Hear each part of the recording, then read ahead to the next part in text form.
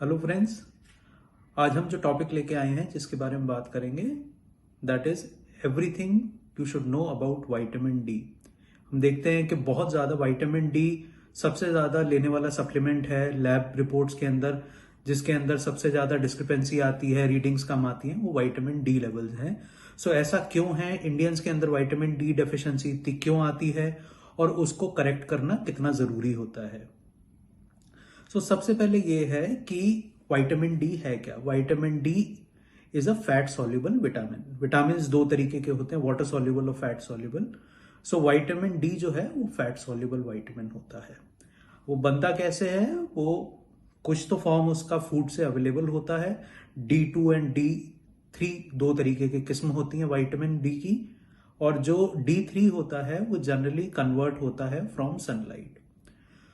तो सनलाइट के साथ साथ जो दूसरी चीज जरूरी होती है जिससे कि विटामिन डी बनता है दैट इज कोलेस्ट्रॉल। कोलेस्ट्रॉल का मॉलिक्यूल कन्वर्ट होता है टू फॉर्म विटामिन डी।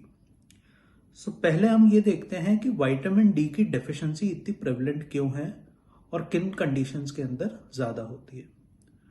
तो जो फैक्टर्स इसमें इंपैक्ट करते हैं वो जैसे कि एज, जैसे जैसे एडवांस एज होती है, सीनियर सिटीजन्स और जो कि एजड लोग हैं उनके अंदर विटामिन डी की डेफिशिएंसी देखने को मिलती है, क्योंकि स्किन से विटामिन डी का सिंथेसिस उनके अंदर कम होने लग जाता है। दूसरा क्या है? Skin tone. अगर डार्कर स्किन टोन की तरफ है, जैसे जो कलर इंडियंस का है darker skin tone, darker skin tones के अंदर स्किन विटामिन डी कम मात्रा में बनाता है।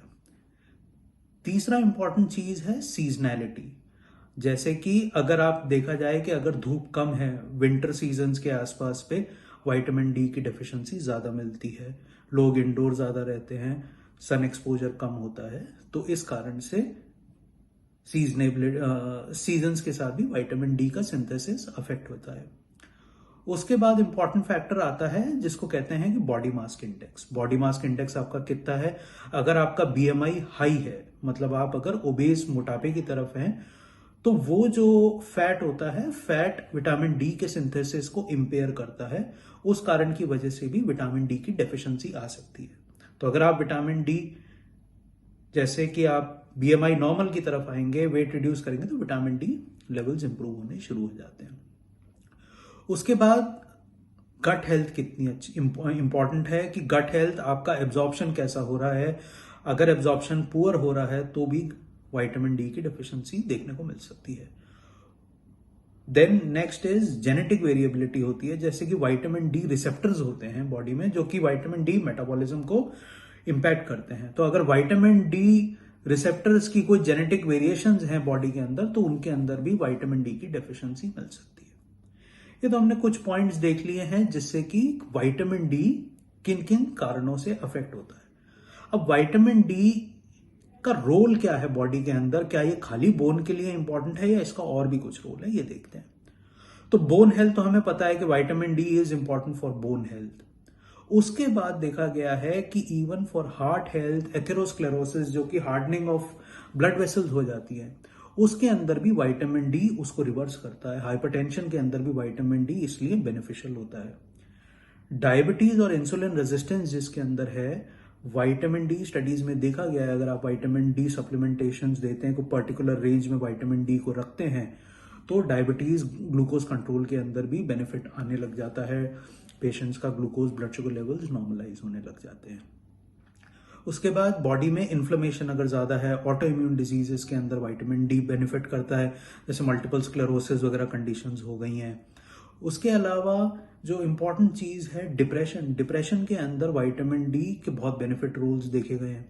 अब दूसरा एक ये भी एसोसिएशन है कि एक कंडीशन होती है जिसको सीजनल अफेक्टिव डिसऑर्डर कहते हैं, जो कि जैसे कि सर्दियों के अंदर लोग जैसे सन एक्सपोजर कम होता है तो उसको भी देखा गया है कि डिप्रेशन को कॉज कर सकता है। तो उसमें डायरेक्ट सन एक्सपोजर के साथ साथ विटामिन डी का भी रोल हो सकता है कि विटामिन डी लेवल्स भी कम होकर डिप्रेशन को कंट्रीब्यूट कर रहे हैं।